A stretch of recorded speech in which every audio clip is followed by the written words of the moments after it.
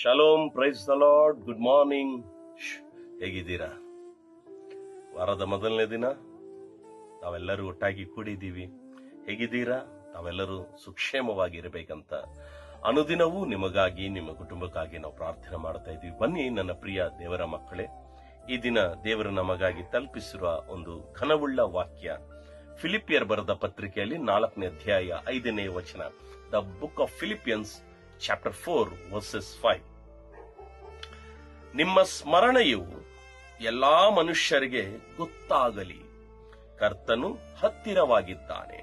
Let your moderation be known unto all men, the Lord is at hand. Amen. ಅದು ಏನು? ಭಕ್ತನು ಹೇಳುತ್ತಾ ಇದೆ, ನಿಮ್ಮ ಸ್ಮರಣೆಯು ಎಲ್ಲಾ ಜನರಿಗೆ ಗೊತ್ತಾಗಲಿ. ಅಂದರೆ ನೀವು ನಡೆಯುವ ರೀತಿ, ನಿಮ್ಮ ಜೀವನ ಶೈಲಿ, ನಿಮ್ಮ ಆರಾಧನೆಯ ಶೈಲಿ, ನಿಮ್ಮ ಸ್ತುತಿಯ ಶೈಲಿ, ಬಾಯಿಂದ ಸ್ಮರಣೆ, ಧ್ಯಾನ, ನಾವು ಮಾತಾಡೋ ರೀತಿಯಲ್ಲಿ ದೇವರ ಸ್ಮರಣ ಇರಬೇಕು. ನಾವು ಜೀವಿಸುವ ರೀತಿಯಲ್ಲಿ ದೇವರ ಸ್ಮರಣವಿರಬೇಕು. ನಾವು ನಡೆಯುವ ನಡೆ ನುಡಿ, ನಮ್ಮ ಚಟುವಟಿಕೆಗಳಲ್ಲಿ, ಎಲ್ಲಾ ವಿಷಯದಲ್ಲಿ, ಅಂದರೆ ನಮ್ಮ ಲೈಫ್ ಸ್ಟೈಲ್ ಅಲ್ಲಿ, ನಮ್ಮ ಜೀವನದಲ್ಲಿ, ಜೀವನದ ಭಾಗದಲ್ಲಿ ಕರ್ತನಿರಬೇಕು.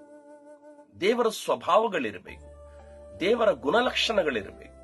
ಅಂದರೆ ಜನರು ನಮ್ಮನ್ನು ನೋಡಿ ಏನ್ ಹೇಳಬೇಕಂದ್ರೆ, ದೇವರು ಇವ್ರಿಗೆ ಹತ್ತಿರವಾಗಿದ್ದಾರೆ. ಕಳೆದ ದಿನ ಅದೇ ಹೇಳಿದ್ದೆ ಅಲ್ವಾ, ಈ ಪ್ರಾರಂಭದಲ್ಲಿ ದೇವರು ನನಗೆ ಮೇಲು ಮಾಡುತ್ತಾರೆ.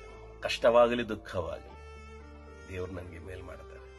ಕಷ್ಟ ಅನೇಕರಿಗಿರುವಾಗ ಅನೇಕರ ಮುಖ ಬಾಡಿ ಹೋಗುತ್ತದೆ. ಕ್ರೈಸ್ತ ಮಕ್ಕಳಾಗಿ ನೀವು ನಾವಾಗ್ಲಿ ಕಷ್ಟ ಕಾಲದಲ್ಲಿ ಏನಿರ್ಬೇಕಂದ್ರೆ, ನನ್ನ ಹೃದಯ ಉಲ್ಲಾಸವಾಗಿದೆ, ಬಹುಶಃ ಇವತ್ತು ನಾನು ಕಷ್ಟದಲ್ಲಿರ್ಬೋದು, ದೇವರು ನನ್ನ ಕೈ ಬಿಡೋ ದೇವರಲ್ಲ, ದೇವರು ನನಗೆ ಒಳ್ಳೇದು ಮಾಡುತ್ತಾರೆ, ನನಗೆ ಉದ್ಧಾರ ಮಾಡುತ್ತಾರೆ, ನನಗೆ ಕಷ್ಟದಿಂದ ಹೊರಗೆ ತರುತ್ತಾರೆ.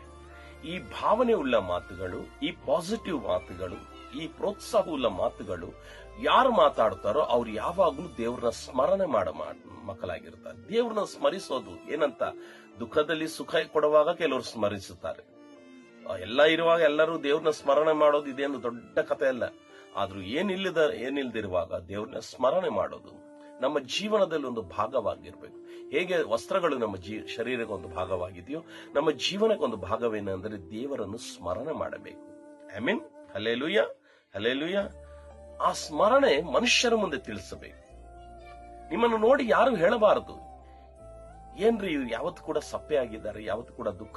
ನಮ್ಮನ್ನು ನೋಡಿ ಜನರು ಏನ್ ಹೇಳ್ಬೇಕಂದ್ರೆ, ನಿಮ್ಗೆ ಎಷ್ಟು ಕಷ್ಟವಿದ್ರೂ ನಿಮ್ಮ ಮುಖದಲ್ಲಿ ಕಷ್ಟ ಕಾಣೋದಿಲ್ಲ, ನಿಮ್ಮ ಜೀವನದಲ್ಲಿ ಕಷ್ಟಗಳು ಯಾವುದು ಕೂಡ ಬಾಡಿ ಹೋಗಿರೋ ಸ್ಥಿತಿ ಕಾಣೋದಿಲ್ಲ ಅಂತ ಅವರು ಹೇಳಬೇಕು. ಈ ವಾರ ನಮ್ಮ ದೇವರು ಬಹಳ ದೊಡ್ಡ ದೇವರು ಎಂಬುದಾಗಿ, ದೇವರು ನಿಮ್ಮ ಪಕ್ಷದಲ್ಲಿದ್ದಾರಂತೆ. ಈ ಜೀವನ ಯಾರು ಧರಿಸಿಕೊಂಡಿರುತ್ತಾರೋ ನಿಶ್ಚಯವಾಗಿ ದೇವರು ಅವರಿಗೆ ಬಲಗಡೆಯಲ್ಲಿ ಇದು, god is that right hand.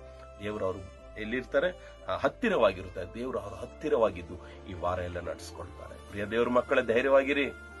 ಪ್ರಾರಂಭದ ದಿನದಲ್ಲಿ ಗಾಡ್ ಇಸ್ ಸೇಯಿಂಗ್, ದೇವರು ಹೇಳ್ತಾ ಇದ್ದಾರೆ, ನಾನು ನಿನ್ನ ಹತ್ತಿರವಾಗಿರ್ಬೇಕಂದ್ರೆ ಮನುಷ್ಯರ ಮುಂದೆ ನೀನು ನನ್ನ ಸ್ಮರಣೆದಲ್ಲಿರು. ಪ್ರತಿದಿನ ನಾವು ದೇವ್ರನ್ನ ಸ್ಮರಿಸೋಣ, ದೇವ್ರನ್ನ ಧ್ಯಾನಿಸೋಣ, ದೇವ್ರ ಜೊತೆಯಲ್ಲಿ ನಡೆಯೋಣ. ದೇವರಿದ್ದಾರೆ ಅಂತ ಒಂದು ದೃಢ ನಂಬಿಕೆಯಲ್ಲಿ ನಡೆದುಕೊಂಡ್ರೆ ದೇವರು ನಿಶ್ಚಯವಾಗಿ ನಮ್ಮ ಹತ್ತಿರವಾಗಿದ್ದು ಈ ವಾರ ಎಲ್ಲ ನಡೆಸುತ್ತಾರೆ. ಹಾಗಿದ್ರೆ ಬನ್ನಿ ಕನಗಲು ಮುಚ್ಚಿ ಪ್ರಾರ್ಥನೆ ಮಾಡಿಕೊಳ್ಳೋಣ.